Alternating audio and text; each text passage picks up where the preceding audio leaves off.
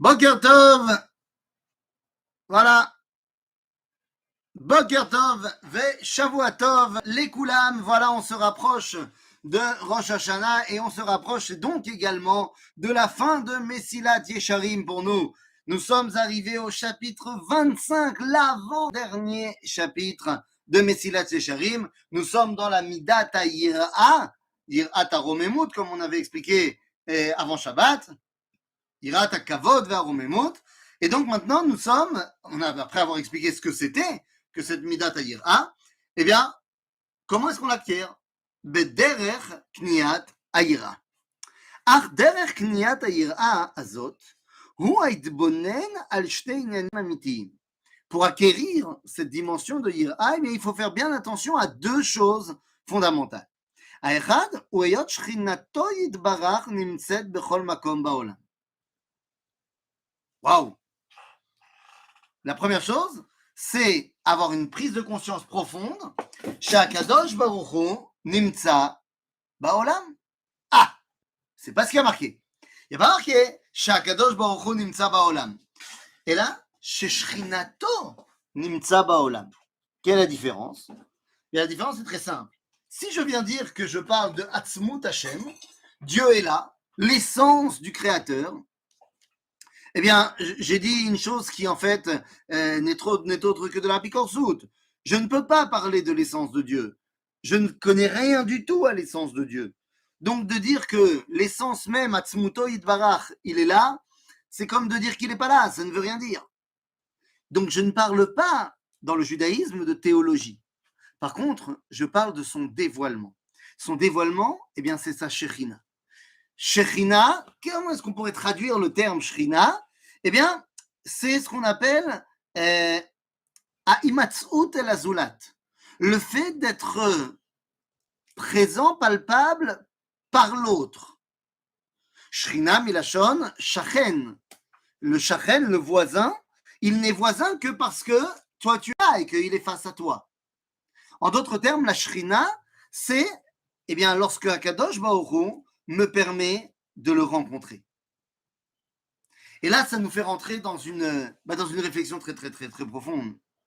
Efon nimtza Akadosh Baruch Hu. Où se trouve sa Shekhinah? Alors, il nous dit ici le Ramchal, Ha'echad hu sheyot shechinato yitbarach nimtzat bechol makom ba'olam. Ma? Shechinato bechol makom ba'olam? Nous dit Rabbi Nachman de Breslav dans l'Ikutei Moharan, dans la Torah 64. On est comme ça à l'approche de Rosh Hashanah, il y a beaucoup de gens qui vont aller à Ouman, qui vont parler de la Torah de Rabbi Nachman.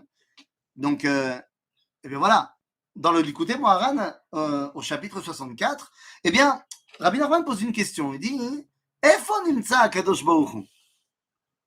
Efo nimtza? Eh bien, il est présent bechol makom, afilu bamekomot, ou bimiuchad bamekomot, shebahem hu lo nimtza. C'est-à-dire qu'il est présent partout, y compris et surtout dans les endroits où il n'est pas présent. Ah, c'est-à-dire quoi, dans les endroits où il n'est pas présent, alors il est encore plus présent.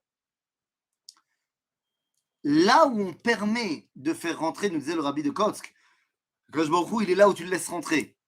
Mais au-delà de cela, Akadosh Baruch Hu, il est présent partout. Mais est-ce que moi, je peux le percevoir partout? C'est ça la vraie question. Parce qu'en vérité, la question n'est pas de savoir si Dieu il est là ou il n'est pas là. La question, c'est de savoir est-ce que moi, je peux, en tant qu'être humain, en tant que créature, eh bien, percevoir sa volonté ou pas. Et comment est-ce qu'on fait, nous, en tant qu'hommes, pour arriver à cette compréhension-là? Eh bien, on lui fait de la place. Comment on lui fait de la place? Eh bien, on pose la question. Lorsque l'homme pose une question, avant qu'il ait reçu la réponse, il a ouvert un espace dans son être, dans sa réflexion, dans son identité, qui permet que l'externe rentre en lui. Puisqu'il a posé une question, donc il n'a pas la réponse. Et donc, comme il a posé la question, la réponse doit lui venir de l'extérieur. Il a donc fait de la place, un écrin, si vous voulez, pour laisser rentrer l'extérieur. Ici, en l'occurrence, eh bien, c'est Akadosh Baruch Hu. Donc, dès que je pose la question, Akadosh Baruch Hu peut rentrer. Dans la Haggadah de Pessah, on a les 4 banim qui vont poser des questions. Ou du moins, il y a les 3 premiers qui posent des questions. Et le dernier, il ne pose pas de questions.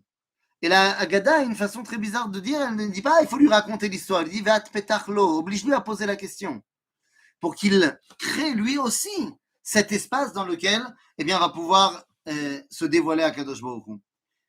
Et cette dimension de She'ela, elle est fondamentale, mais elle est aussi très dangereuse. Parce que si je n'ai pas de réponse, si j'ai ouvert la place et que rien ne le remplit, Zemesukan Meod, je peux arriver à un Yehush. C'est pour ça que, d'après l'enseignement de la Kabbalah, le Gehenam s'appelle également Sheol, c'est-à-dire cet endroit qui n'est que questionnement, où il n'y a pas de réponse. Et l'homme se perd là-bas. Dit Rabbi Nachman de Breslav qu'il y a deux styles de questions. Yesh she'elot sheyesh alehem tshuva, et yesh she'elot she'ein alehem teshuva.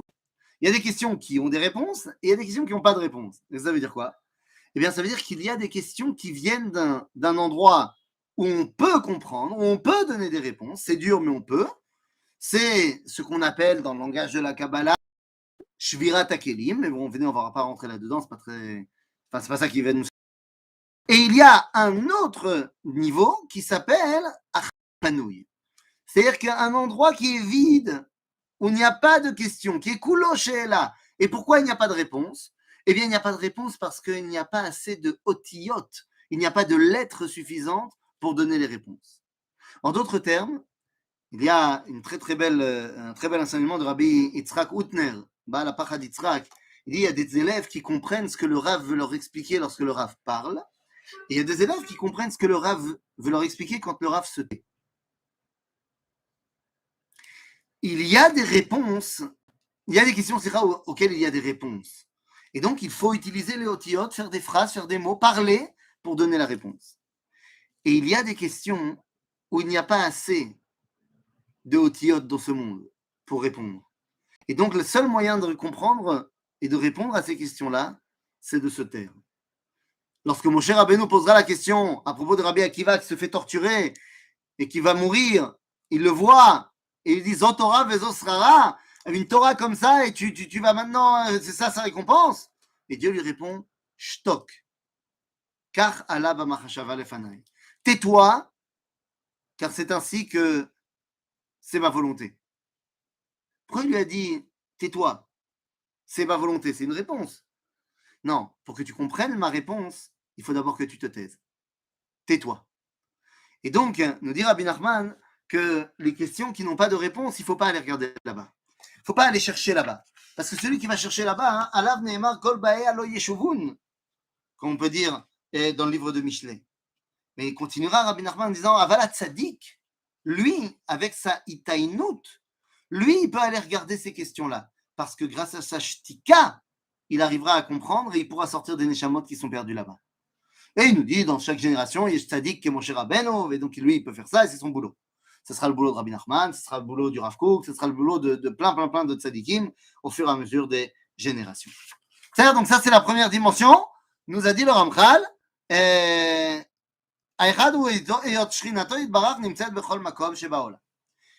la deuxième, c'est quoi? שיש שכינתו, שהוא צריך להתברך, משגיח על כל דבר קטון וגדול. אין נסתר מנגד עיניו, לא מפני גודל הנושא, ולא מפני פחיתותו, אלא הדבר הגדול והקטון, הנקלה והנכבד. הוא רואה והוא מבין בלי הפרש.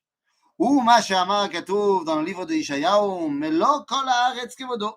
C'est ça que ça veut dire. כי למשגיח על הכל. ואומר, הלא השמיים, את השמיים ואת הארץ אני מלא. ואומר, מי כהשם אלוקינו, אלוהינו מגביהים השמש ומשפיעים לראות מה שהם בארץ. ואומר, כי רם השמש אפל יראה וגבוה ממרחק ידע. וכיוון שהתברר לו, שבכל מקום שהוא עומד לפני שכינתו התברך, אז מאליה תבוא בו היראה והפחד פן ייכשל במעשיו שלא יהיו כראוי לפי רוממות כבודו. והוא מה שאמרו, דמה למעלה ממך, עין רואה ואוזן שומעת, וכל מעשיך בספר נכתבים. Donc d'abord 2 secondes, qu'on comprenne 2 secondes sur la notion de Hashgacha. On dit le Ramchal, Akadosh Baruch Hu mashgiach al hakol.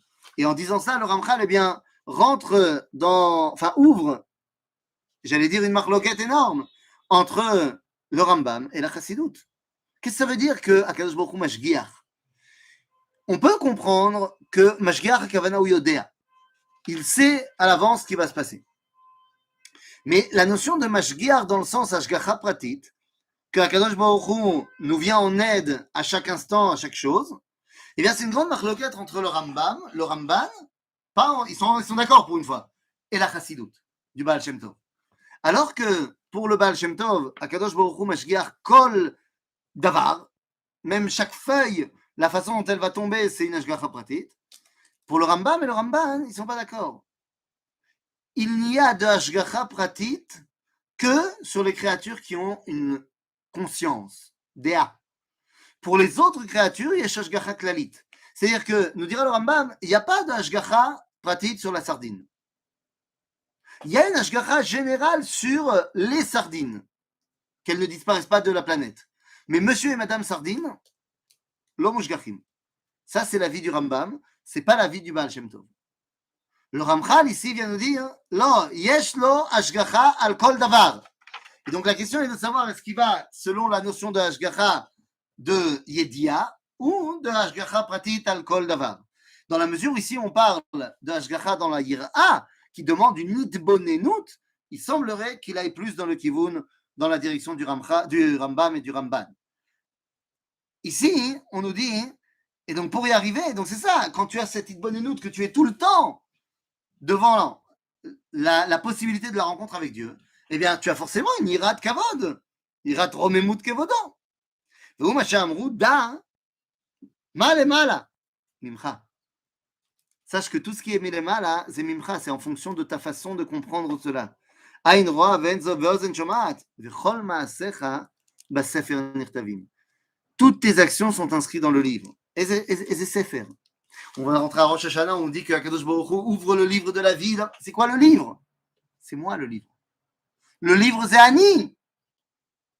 Kol ma'asecha b'sefer nirtavim, ani ha'sefer shel atzmi. C'est moi le livre.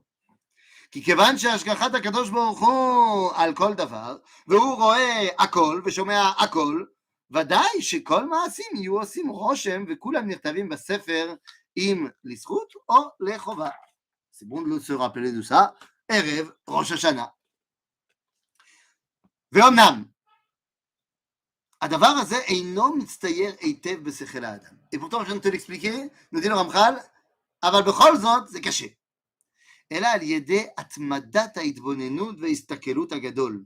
כי כיוון שהדבר רחוק מחושנו, לא יציירהו השכל, אלא אחר רוב העיון וההשקפה. Dis-le, Ramchal, je t'ai expliqué tout ça, c'est bien gentil, t'as compris.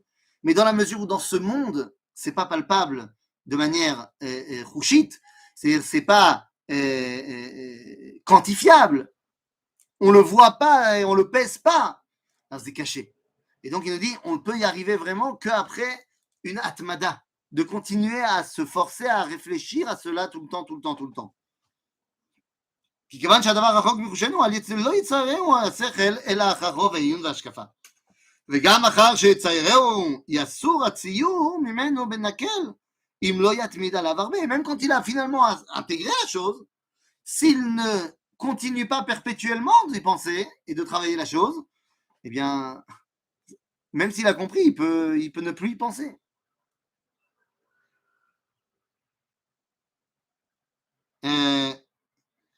ונמצא שכמו שרוב ההתבונן הוא הדרך לקנות היראה התמידית, כן, היסח הדעת וביטול העיון הוא המפסיד הגדול שלה.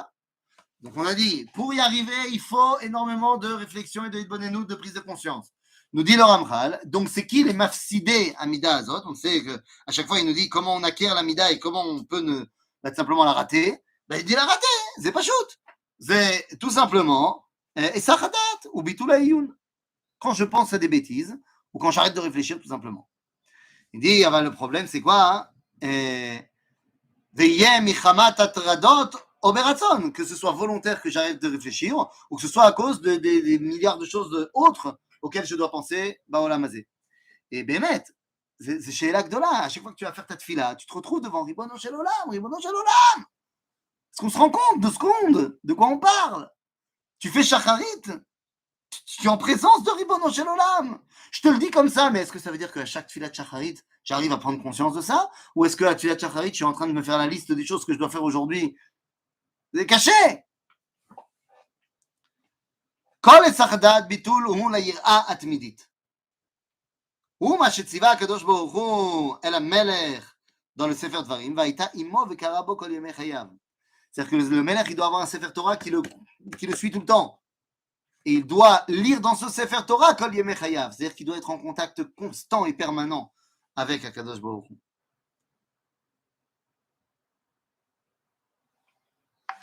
למען ילמד ליראה את השם אלוהיו. למדת שאין היראה נלמדת אלא מן הקריאה הבלתי נפסקת. C'est tout le temps. ומתדקדק שאמר, סליחה, למען נלמד ליראה, ולא אמר למען יראה. כי צריך ללמוד ליראה. Ça ne se vient pas tout seul, la ira. Il faut ללמוד. אלא לפי שאין היראה הזאת מושגת בטבע, כי הדרבה רחוקה היא ממנה, מפני גשמיות החושית. C'est-à-dire que la ira, on ne la trouve pas dans la nature. À cause justement de nos sens qui nous induisent en erreur là-dessus. ואינה נקנית אלא על ידי לימוד. Il faut se plonger dans cette étude-là constamment. ואין לימוד לירה אלא ברוב ההתמדה בתורה ובדרכיה, בלי הפסק. והוא שיהיה האדם מתבונן ומעיין בדבר הזה תמיד. C'est pas t'as étudié une fois. Voilà, moi je vous dis, Bezrat Hashem, Bezrat Hashem, Bezrat Hashem, on va terminer Mesilat Yesharim, Bezrat Hashem l'ifnei Rosh Hashanah. Ah, ça y est? Alors on est devenu Anashim Kdoshim? Parce que la dernière Mida c'est Midat HaKedusha, donc ça y est? Ah non! C'est pas parce qu'on a étudié ensemble Arshav Midat HaYira qu'on est déjà arrivé à cette Midat HaYira. Est-ce qu'on est déjà arrivé au reste? Badaï! Donc ça veut dire tamid, il faut toujours continuer à étudier cela. ואין לימוד ליראה אלא ברוב ההתמדה בתורה ובדרכיה בלי ההפסק. והוא שיהיה האדם מתבונן ומעיין בדבר הזה תמיד. בשבתו, בלכתו, בשוכבו, בקומו. Tout le temps. Tu marches, tu penses à Akadosh Baruch Hu. Tu étudies évidemment, mais tu manges, tu dors, tu te réveilles, tout. Tu penses à Akadosh Baruch Hu. Ah oui, c'est caché. Ah ben les amis, on atteint le niveau de la Kedusha, c'est pas... Ça se fait pas en 5 minutes, hein.